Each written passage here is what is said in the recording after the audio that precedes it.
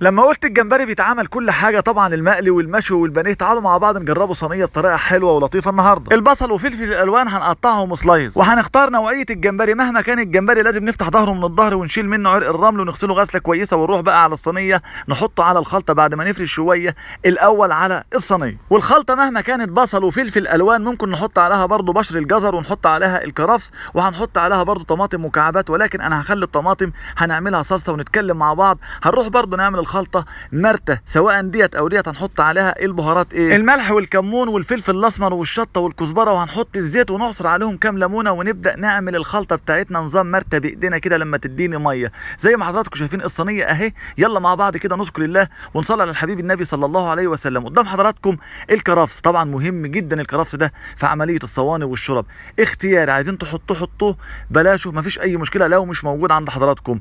المكرونه الاسباجيتي زي ما حضراتكم شايفين كده اتسلقت واتحطت مع الصينيه. التخديعه او التسبيكه ديت عباره عن طماطم متقشره ومتقطعه كده ومحطوطه في الخلاط مع معلقتين صلصه. حطيت حله على النار وحطيت فيها شويه زبده ومعلقه توم، حمرتها. بعد ما اتحمرت معايا كويس نزلت عليها بعصير الطماطم، وبعد ما اتسبكت معايا كده برضه ملحتها الملح الكمون الفلفل الاسمر الكزبره والماجي اختياري. وتعالوا مع بعض بقى نرش على الصينيه بعد التخديعه ديت ما اتسبكت على البوتاجاز. طيب احنا عندنا المكرونه اختياري ولا اجباري؟ براحتكم. ده شكل الصينيه بتدي لها شكل كده. وهنا بقى رصه الجمبري، انا عملت الخلطه نوعين زي ما هي كده، يعني ني في ني قطعتها وحطيتها، والخلطه التانيه اللي هي نظام المرته اللي دعكتها اللي هي ديت كده. وهروح بقى اجيب الخلطه سواء كانت ناعمه او اي حاجه احنا عاملينها، هنبدا نحشي منها في ظهر الجمبري كده. الطريقه الثانيه يا عم رضا والثالثه للجمبري في الصواني هي دي مش واحده ولا اتنين ولا ثلاثه، ده طرق كتيره قوي للجمبري في صواني، ان شاء الله هنتكلم عنها قريبا. يلا كلنا كده نشترك في القناه